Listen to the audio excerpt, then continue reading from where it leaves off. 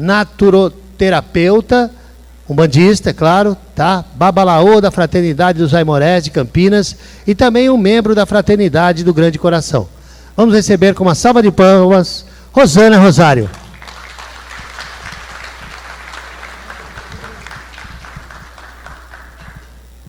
Quero agradecer a oportunidade de estar aqui.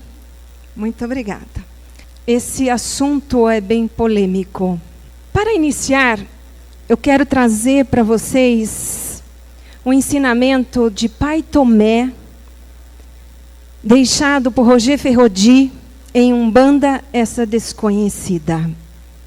Nem sempre as verdades correspondem às crenças generalizadas. Isso tem conotação com Exu, agente mágico de Deus. As crenças generalizadas sobre este ser não correspondem à verdade desta emanação divina que vem até nós, trazendo a sua colaboração para a evolução do ser humano no planeta Terra. Nós precisamos ter em mente que o culto aos orixás, o culto aos Exus, agentes mágicos, vem de milênios. Há mais ou menos 700 mil anos atrás. Lá no Templo da Luz, nos Templos da Luz, na antiga Atlântida, nasce um culto fechado, onde os magos brancos passam a desenvolver, ou apurar, ou educar as palavras, né? Tem várias conotações. A mediunidade dos homens. E nesses templos da luz, neste culto fechado que é a Umpran, como a Tel já nos explicou, que por corruptela chegou a Umbandã e que hoje nós conhecemos como Umbanda. A Umpran nada mais é do que luz divina, atuando aqui e agora, nesse exato momento. E neste movimento, neste culto fechado, os magos brancos percebem a presença de um ser, de um fluido, auxiliando no trabalho de combater a magia negra. E eles, os magos brancos, então, passam a denominar esses seres como agentes mágicos de Deus. Precisamos ter em mente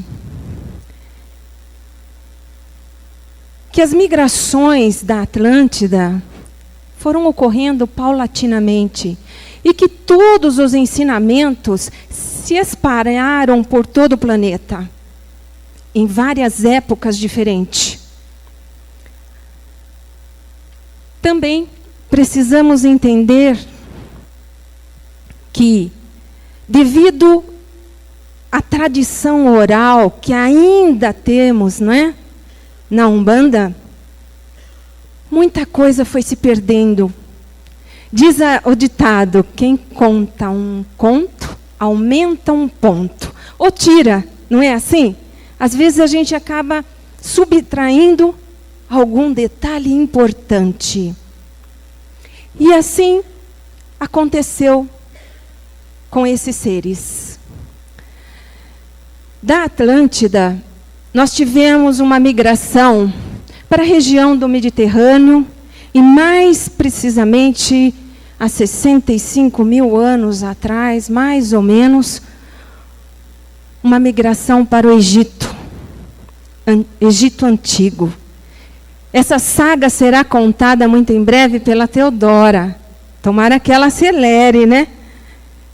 Para que a gente possa ter conhecimentos de todo esse movimento que foi para o Egito. Também nós tivemos uma vertente que saiu, lembrando, viu gente, que na Atlântida existiam 3 raças: a branca, a negra e a vermelha. E uma parte desse povo se dirigiu para a América do Norte. E junto deste povo foram os Nhangatus, ou seres da raça da pele vermelha. Lá, claro, se estabilizaram e foram dar origem aos povos que nós conhecemos hoje como peles vermelhas, Yuks, Comanche, né? Mas dentro destes povos, surgiu, que é a nação, é o povo iroquês, que num futuro desta origem dos peles vermelhas no norte da América, nasceu o mestre Ramatiz. Veio com um nome forte e singelo, Hayawata. Enviado, mestre da raça vermelha, enviado pelo grande espírito para implantar um projeto de paz e universalismo. Esta saga é contada por Marileia Castro e Roger Ferrodi. Acho que todo mundo conhece um pouquinho dessa história. Outra parte do povo atlante, desses Nhangatus, vem para os Andes, na América do Sul, dando origem às grandes civilizações andinas e, mais precisamente, o Império de Paititi, a cidade de Itaoca, a cidade de Ibês, onde Tamantaê, espírito venusiano, viveu por milênios em corpo de ilusão. Esse ser veio em socorro à humanidade. E mais precisamente, em meados do início do século XIX, esse mestre de amor e sabedoria volta ao plano terreno para o renascimento da Umbanda nas terras do Brasil, como projeto do Sul, das terras do Sul. Essa saga é contada por Roger Ferrodi em Baratizil. Outro contingente sai de Atlântida e vem para o litoral da América do Sul, mais precisamente no Brasil. E aí chega o povo de Zaque, o imperador Atlante, sabendo das configurações geológicas, sabendo da iminente catástrofe que ocorreria com o continente Atlante, traz uma parte do povo Nhangatus, para a terra, mais precisamente na região do Espírito Santo, né? E ali funda a civilização da terra das araras vermelhas, dando origem à dinastia dos Aimorés. Isso se passam 400 anos e 7 Aimorés passam pela orientação desse povo, direcionando esse povo para a luz, para o bem, para o amor. Passado esses 400 anos, o afundamento de mais uma parte da Atlântida provoca uma tsunami e faz com que o litoral do nosso Brasil seja alagado, justamente na região das terras das araras vermelhas. E Aimoré 7, o Tuxaua, o grande Tuxaua, amando o seu povo, direciona seu povo para terras altas e perece nesse movimento. Seu povo, amorosamente, querendo homenageá-lo, passa a se intitular Povo dos Aimorés. Essas duas histórias vocês vão encontrar no livro Terra das Araras Vermelhas, de Roger Ferrodi, e Terra dos Aimorés, de Maria Teodora. Outro contingente que saiu da Atlântida, e é esse que leva consigo o culto aos Exus, aos orixás, se transfere para o norte da África. Só que, como eu disse, né, quem conta um ponto, aumenta um ponto, subtrai um ponto. Imaginem quanto que foi se perdendo nos milênios que se passaram. Porque isso tudo acontece entre 50 mil anos e 40 mil anos atrás. Então, muita coisa do culto fechado se perdeu pelo caminho. Esse povo se intitulava Etíopes, da raça negra, dando origem aos etíopes da África. Passam-se os milênios e eles se dirigem para o litoral atlântico da África. Ali chegando, eles encontram já um povo com cultos de pagelância, onde o pouco que restava de toda a tradição atlante acabou se mesclando e se perdendo na memória dos seres. Orixá, então, passa a ser identificado com espíritos de homens comuns. Passa a utilizar vestimentas e passa a incorporar.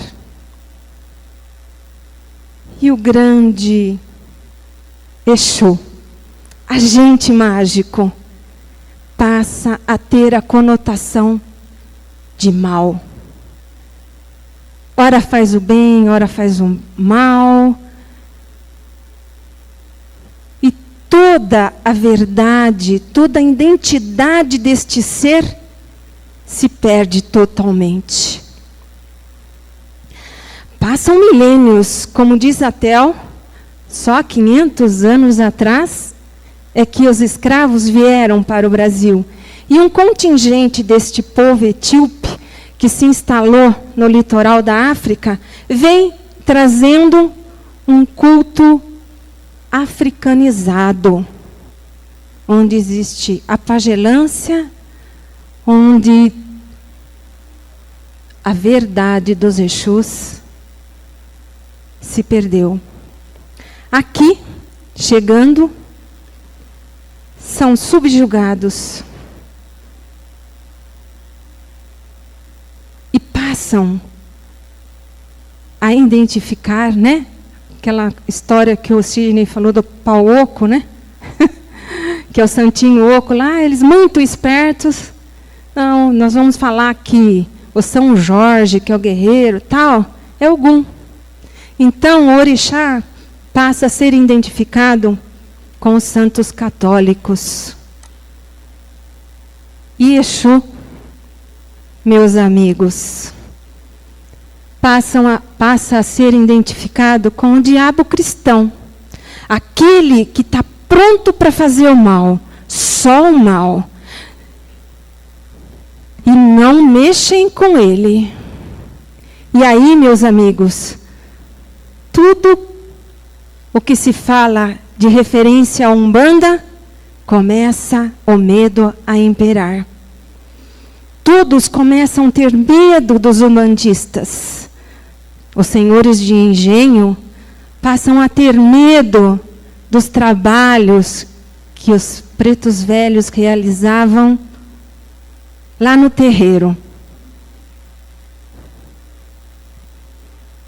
E também passam a ser identificados com espíritos de homens comuns, assim como eu e vocês. Somos bons, mas se alguém, por acaso, pisar no meu calo, né? Eu acabo desejando o mal para o outro. Não é assim? Ou não? Acho que... Será que todos nós já estamos fora dessa proposta, dessa enigmática? E para complicar ainda, com todo contingente, né, judaico, mesmo o catolicismo trazendo as raízes judaica, hebraica, aparece a palavra Exud, que é a forma hebraica originada do sânscrito, significando o povo banido. Aí, meus amigos, vem a crença que o Exu é o povo banido, excluído dos bons, simbolizando o mal. Mas a benevolência da luz divina, através do movimento que foi iniciado com o Zélio em 1908, vem trazendo novos conceitos sobre este ser. E aí nós encontramos em Umbanda essa desconhecida o seguinte ensinamento de Pai Tomé para todos nós. Exu é o grande agente mágico universal, é o fluido impessoal, sem representação forma, servindo de veículo para toda e qualquer magia, sintetizada em suas 7 gradações, nos 7 planos das manifestações. A Tel já falou para a gente um pouquinho sobre os planos vibratórios, né? Desde o denso até o mais sutil. Esses seres são os agentes universais que transitam por esses planos vibracionais. São eles que transmutam a magia que nós fazemos. Portanto, a tônica do bem ou do mal somos nós que colocamos. Os meus desejos é que vão ditar se esse ser é bom ou mal. Como diz o Sidney, é polêmico, não é? Ai, como que eu, né, euzinha aqui, estou fazendo coisa ruim, né? Estou fazendo uma magia. Ah, não, vou dar lá. É o Exu que fez, não fui eu. Né? O Exu lá, ele é do mal. Nós estamos colocando uma personalidade num ser que nós nem conhecemos a sua origem cósmica. Até hoje, nós não sabemos de onde eles vêm. Nunca encarnaram nesse planeta para poder ter essa conotação de bem ou mal, essa humanização que nós todos temos.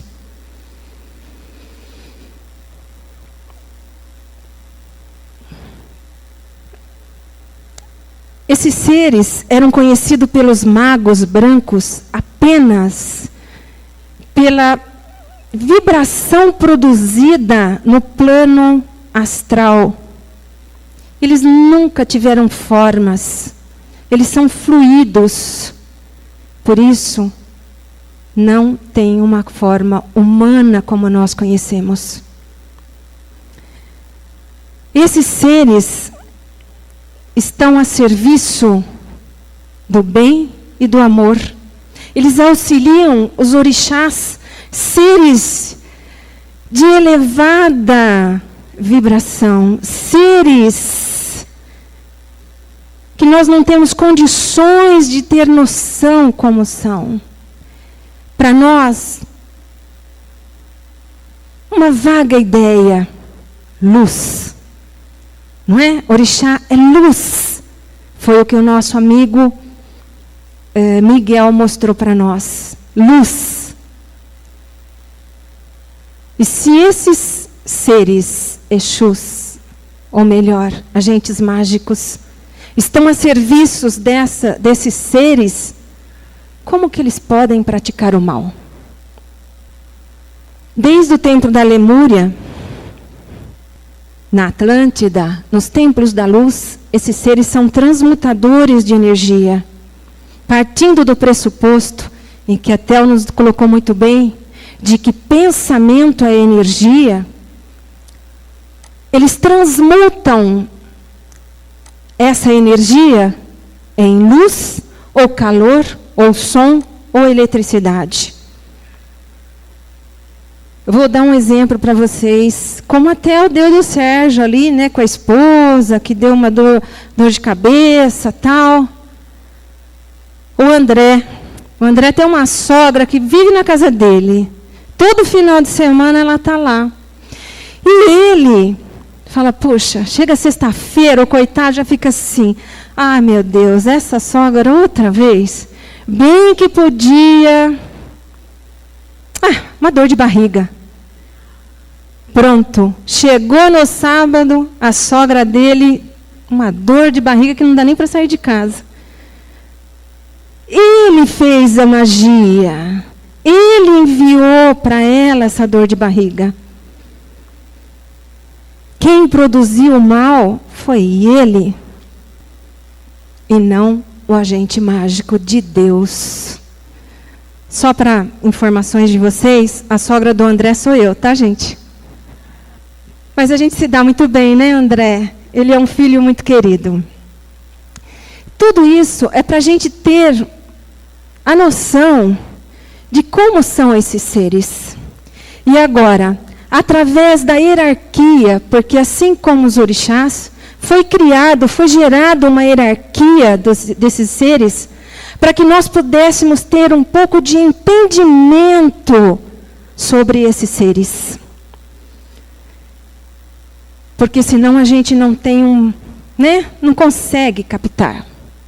E para que eu possa falar dos agentes mágicos, da hierarquia deles, eu preciso falar de Calami, que é um espírito venusiano, que veio junto de Aramuru, de Vênus. Eles vieram em auxílio à humanidade. E que muitas vezes esse ser é confundido com Exu. Mas, na verdade, esse ser, ele nunca encarnou no planeta Terra. Ele é um ser de imenso amor. Ele veio auxiliar na formação das ancestrais civilizações andinas. Ele participou, comandou a libertação de Itaoca da magia negra. dos grandes magos negros, como a Teodora falou, que já estavam começando a encarnar na Atlântida. E a partir daí ele começa a direcionar o trabalho dos agentes mágicos no combate à magia negra. E quando chega nos idos do século XIX, no início lá, quando Zélio, através do caboclo da Sete Encruzilhada, que nada mais é do que Tamantaê, amorosamente esse ser sem corpo físico se propõe a mais uma vez auxiliar a humanidade no renascimento da luz divina nas terras do Brasil, a Umpran, a Umbandã ou Umbanda. Então, como que nós podemos, um ser de amor que se desprende, ele deixa sua casa, que é Vênus, ele deixa a sua condição de não precisar mais estar atuando. Ele poderia estar, como diz os indianos, né? No Nirvana. Ele se despe dessa condição para vir até a Terra nos auxiliar. Como que um ser desta magnitude pode nos conduzir ao mal? Ou pode conduzir quem quer que seja, qual ser que for, a praticar o mal?